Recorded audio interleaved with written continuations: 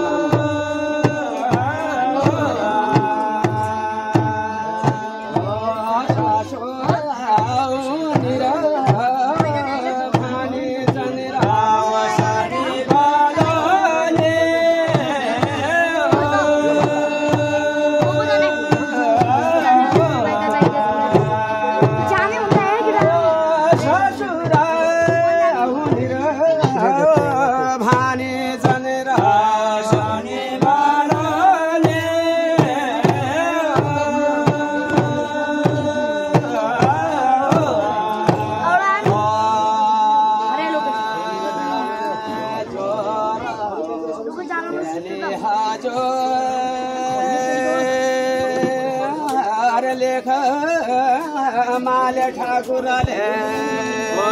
शेरो सोना शाही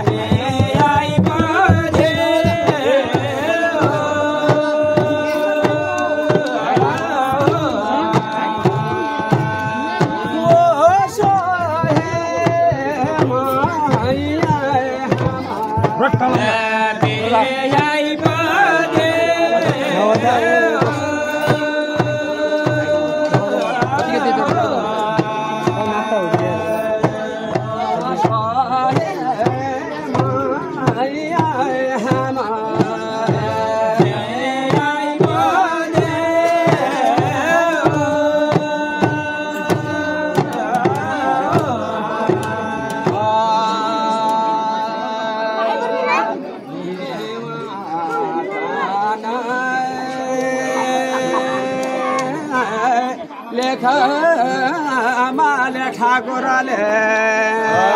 शेरो सोना शाही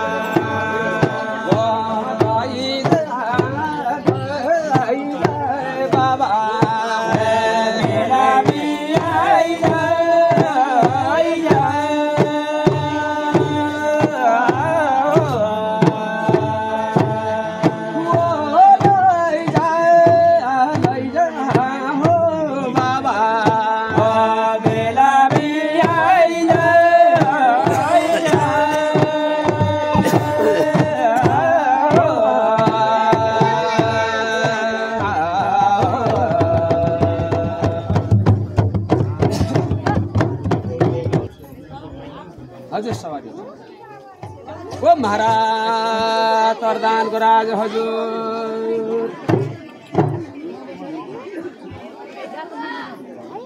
संपत्ति बड़े बानिया भांगा बटुकी न खाई हिमपति बड़े बानिया सिमल भोगी न कर्म करता कर्म हरता कर्मों को दिया को भाग जम्फू का बोलला योग थी भयो तू के बोल्लो का महाराज युद्ध भनेको त मैले नमानेको शुभ विवाह पुण्य नगर त्यो त अब ससुरा लेकमाल्या ठाकुरको एउटा गयाउनु विवाहको भारत छ हजुर। आदेशो विनती हर्न लाग्यो बुढोपाईको पुर्खिया ससुर निरभाने चन्द्र हो सुनि भलो ल्याऊ जो रौत्याली लेकमाल्या ठाकुरका शिरसुन शाही लायो सोही रौत्याली हाम बिजाइदेऊ भनेर ससुरा निर्भानी चन्द्रसँग जय पुर्जुली राणाले भनिसकेपछि हजुर उहाँदेखि निर्भानी चन्द्र भन्न लाग्यो हो ससुराज्यू नाइ भने ससुराज्यू यही थिए नि महिला दिदीबहिनी अलिकति नबोलिदिनुहोस्। यसै बेला मैले कुनै बेला मैले गीत भन्यो मेरा चित्तबाट कि हिउसिल्ला छ त हजुर बेला लैजा भन्नुहुन्छ बेलागी मैले कसरी लिने त सौराजु दिनुहुन्छ भनेपछि मलाई हिउसिल्लालाई दिनुहोस् यदि हुँदैन भने म बेलालाई लिन सक्दैन। ओहो ज्वाइँ साहब पाहुनाका रोजे बटु घुन्ना गए जे भए पनि त एउटा इच्छाले दिएको दान दक्षिणा भनेको लिनुपर्छ।